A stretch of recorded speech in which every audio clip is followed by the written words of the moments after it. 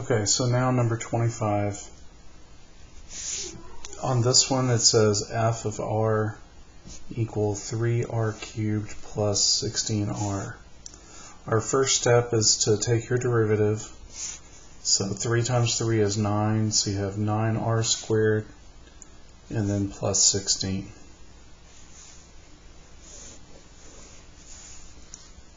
So when you graph this one on my calculator, this one's red and this one's blue. I already did that. And you can see on the red one, it's increasing throughout.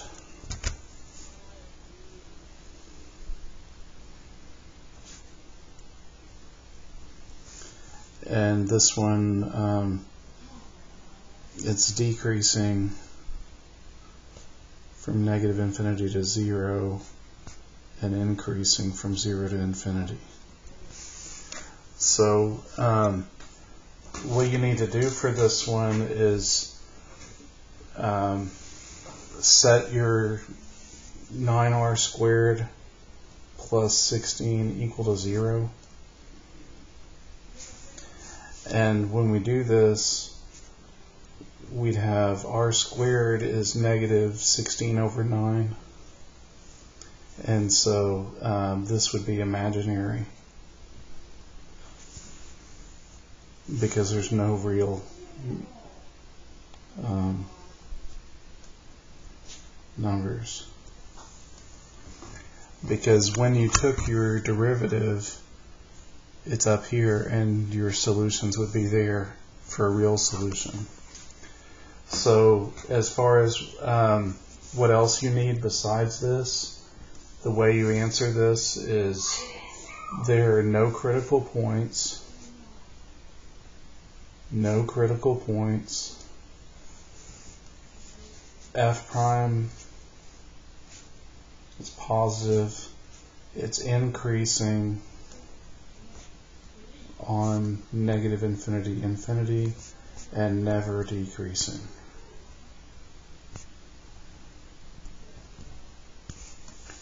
So that's for part A. And for part B, there's no local or absolute extrema.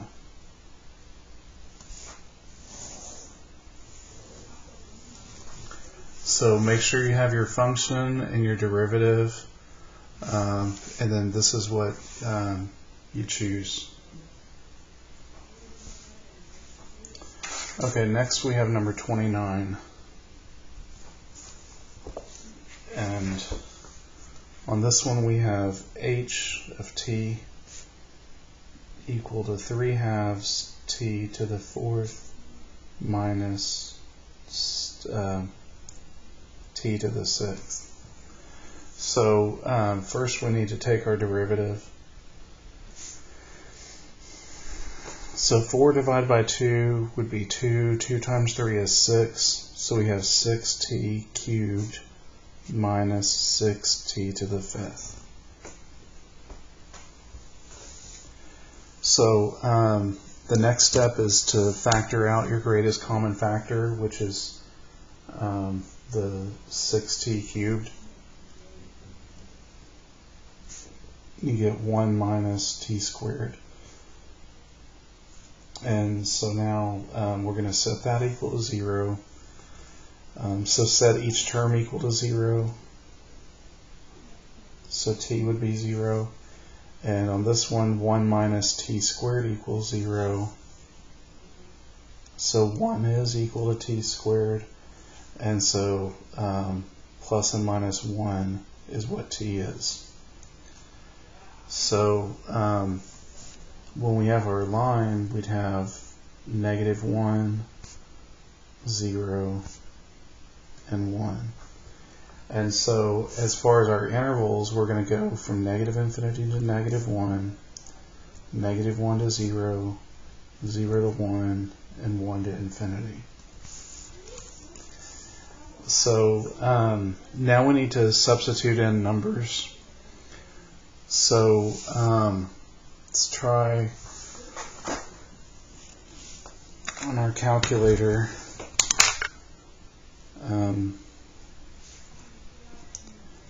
The blue one is the, wait, I need to create this. 6x to the third minus 6x to the fifth. So it looks like that. Going to my table and changing it to by independent to ask. Okay, so what we need to try is f of negative 2, f prime of negative 2, f prime of negative 0.5, f prime of positive 0.5, and f prime of 2. So put in negative 2, get 144, so that's positive. So since it's plus, it's increasing. And negative 0.5, so that's negative 0.56, so that's minus and decreasing. Positive 0.56, so that's plus and increasing. And negative 144, so minus and decreasing. So you have increasing on negative infinity to negative 1 and 0, 1. You have decreasing on negative 1, 0 and 1 infinity. And it goes plus, minus, plus, minus. Okay, so that's what you need for part A.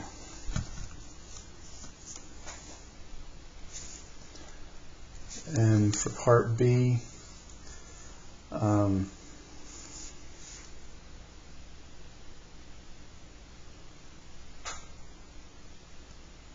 we're going from positive to negative. So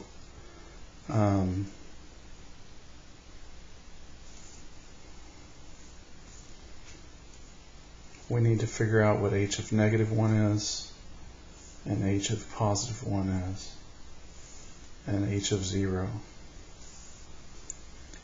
So when it's negative 1,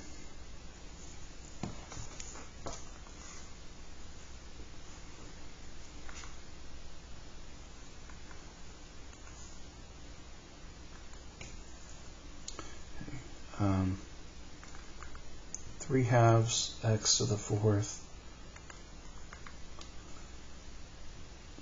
minus x to the sixth.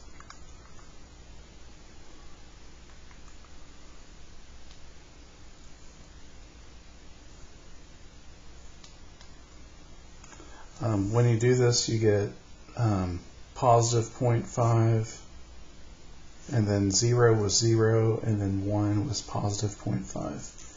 So I just did that by using the red graph, which is the original, and 3 halves is 1.5. So that's what you get.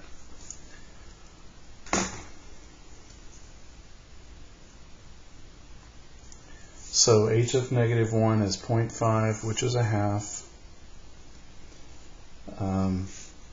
And this one is positive a half, and this one is 0.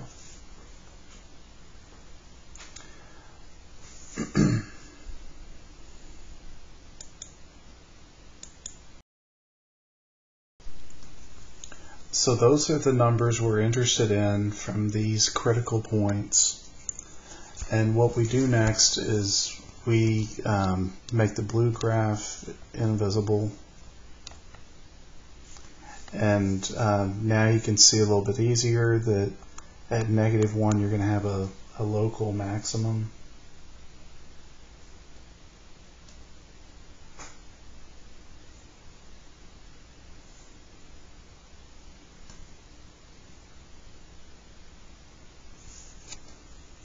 Actually, instead of a local, it's an absolute, because there's nowhere further that it goes up. So we have an absolute maximum at t equal plus and minus 1.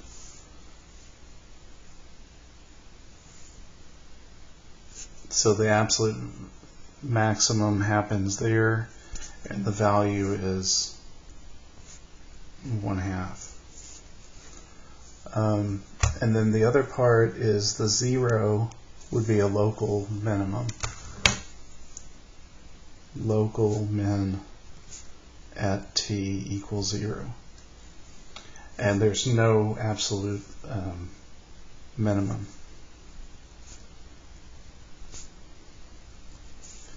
Because on your graph, the original graph keeps on going further and further down. So there's no stopping point. So you need the values and the description.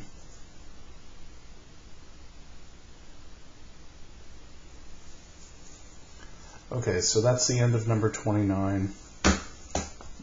Skip 31, go to 33.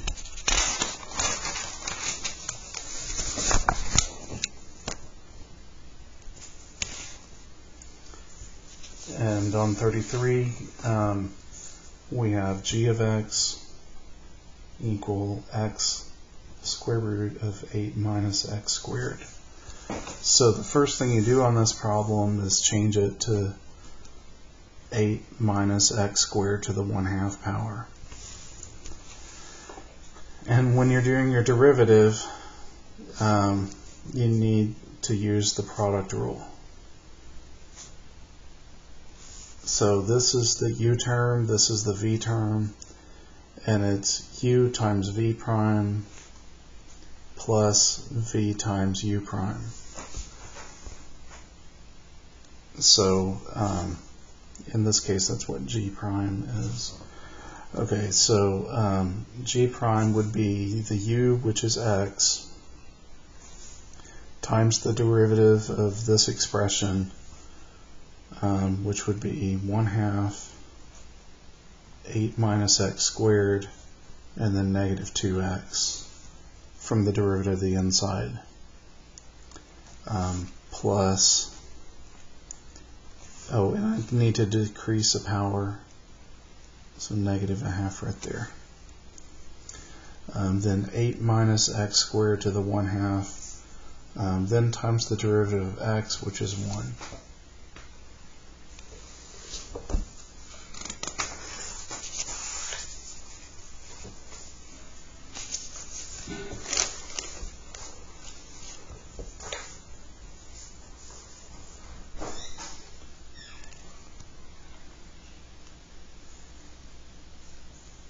Okay, so all that's right.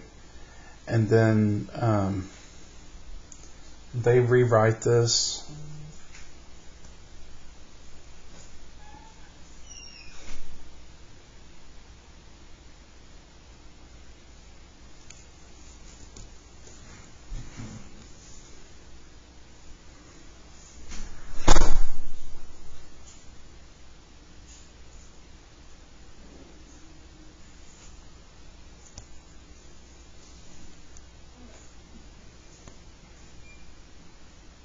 Okay, that's exactly right.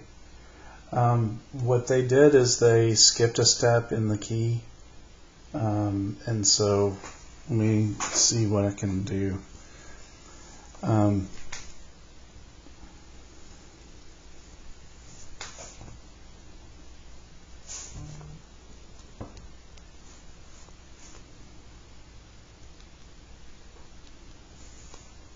Negative 2x squared over 2 times 8 minus x squared to the 1/2. And then this is plus 8 minus x squared to the 1/2. What they're doing now is getting a common denominator, and they're doing some extra steps, which I'm going to say are optional. From here on, they end up simplifying it to 2 times 2 minus x, 2 plus x, all over the square root of 2 square root of 2 minus x, 2 square root of 2 plus x.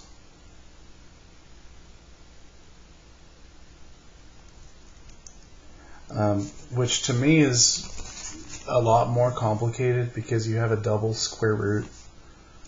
So I don't like that form as much.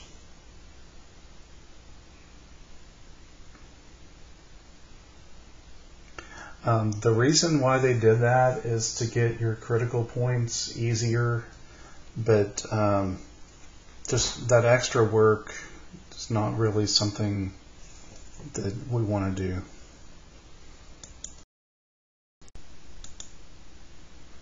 So what I would do in our case is graph your original after you actually get the derivative, which you need.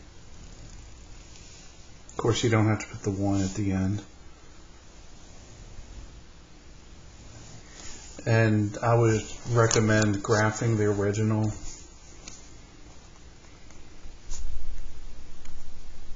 And then you get a minimum that's at -2, -4. That's that point, the lowest one. And then you go menu, analyze maximum between here and there. 1.99, so that's going to be +2. And the y value is still 4.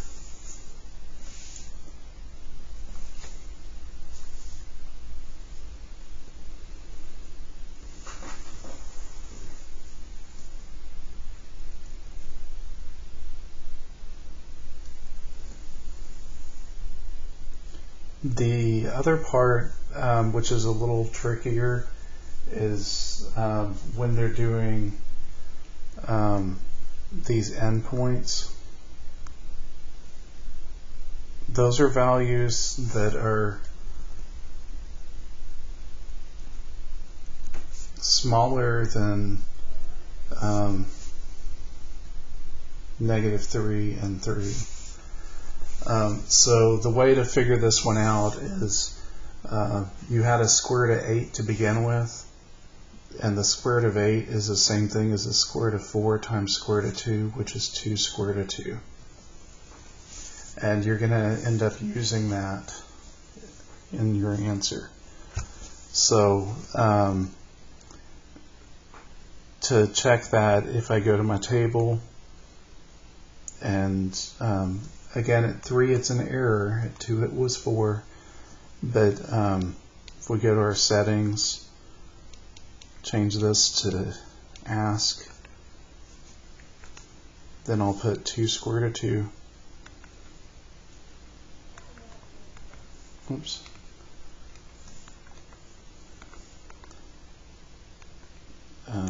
Let's see. Gave me an error.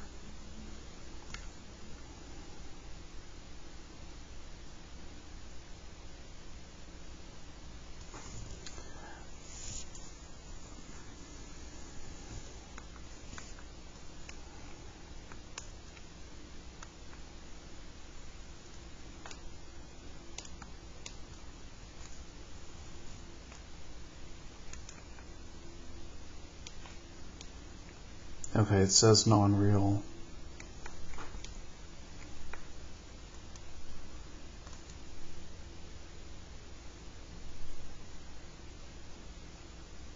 Let's try this one more time.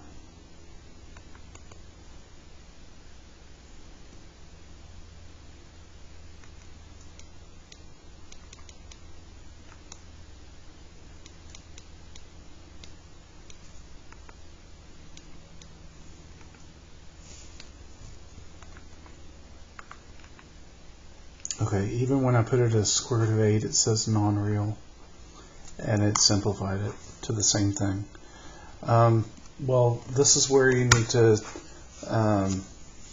use your paper and pencil more than the calculator. because those are going to be your endpoints.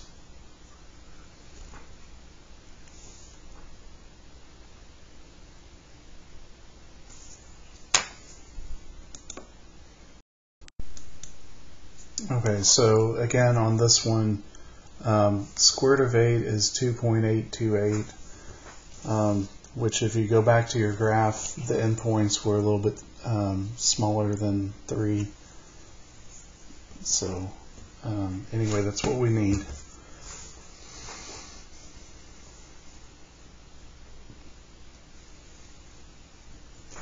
So we have our critical points at x equal plus and minus 2 and plus and minus 2 square root of 2.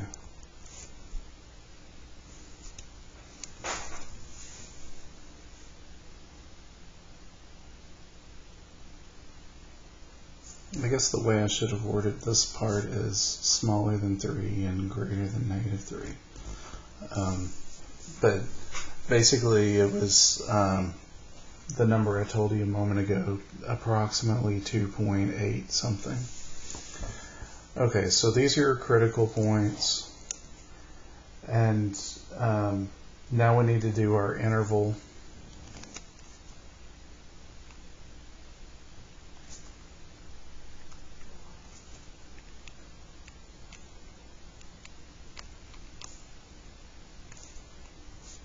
And test our values.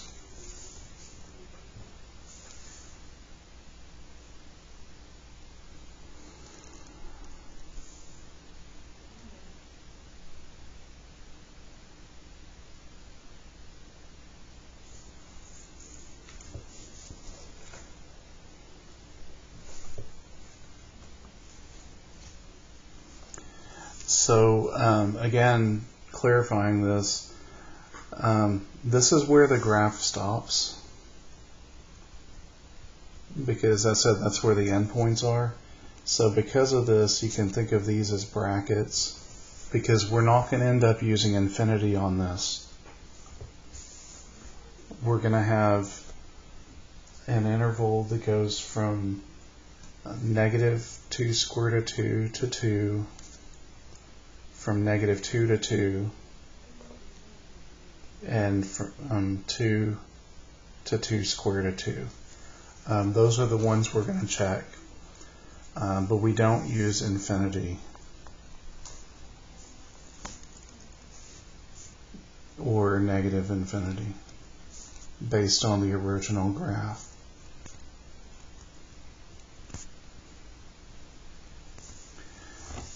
The reason is because, again, on your original graph,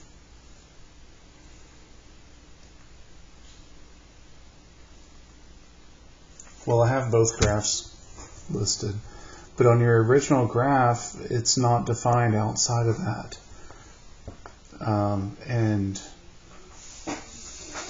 again, just trying to make this very clear to y'all, how you get the endpoints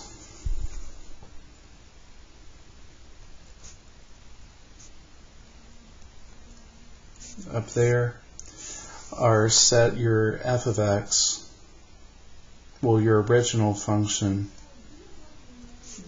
equal to 0. So that is x square root 8 minus x squared.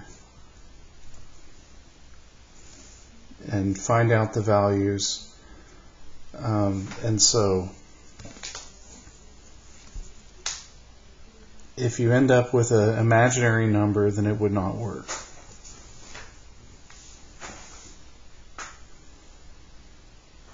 So basically, I'd say guess and check with the square root of the number, which in this case was 8. So we'd say square root of 8, square root 8 minus square root of 8 squared. And so when we do this, it'd be square root of 8 times 0, which is 0. And that's what we want. So basically, that's your pattern when you're doing these. If you have an 8, it would be square root of 8 for your endpoint. And same thing for the negative sign. Okay, so again, that's how you get your endpoints, which is a little complicated, but now you should have a better understanding of that. And now we just need to do what we did earlier about testing numbers. So first off, when we do negative 2 square root of 2, again, we knew that was about negative 2.82 and positive 2.82. And so what we're going to do is try numbers in between, like negative 2.5. And then 0 would be in between. And then a positive 2.5.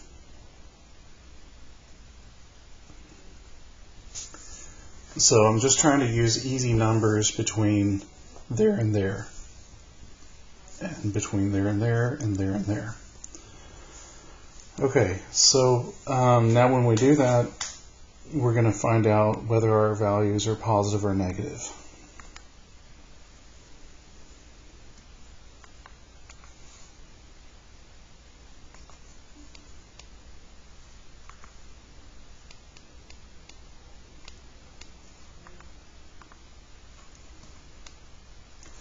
So I got to my red graph, which is my derivative graph, and I'm going to put in negative 2.5, 0, and positive 2.5. So I get negative, positive, positive.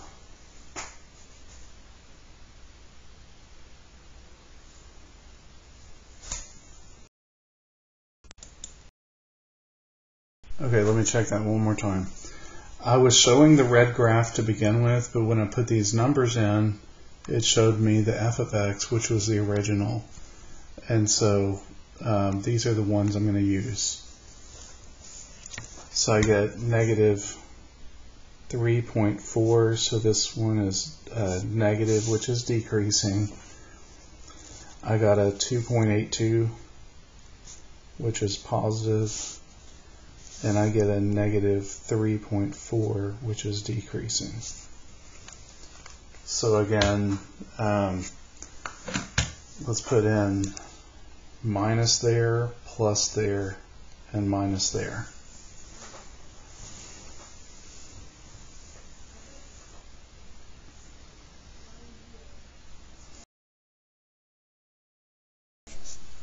Okay, so now that I have the graph showing again, you can see this would be a local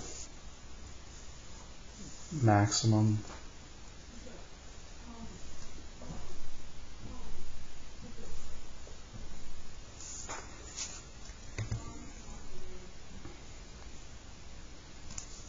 At x equal negative 2 square root of 2. It's a local max of 0. And then we also have the one that was 2, 4.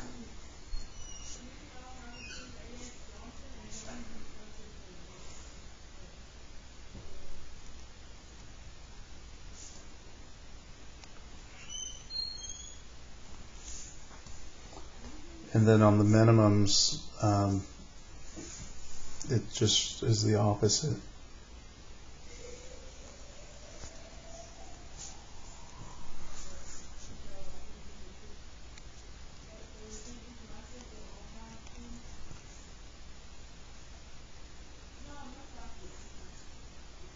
And the last one was the local minimum of negative 4 at x equal negative 2.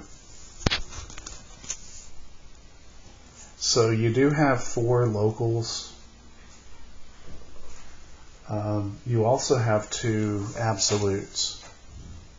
Also 2 absolutes. And those would be the absolute max of 4 at x equal 2 and an absolute min of negative 4 at x equal negative 2. So you have 4 locals and 2 absolutes.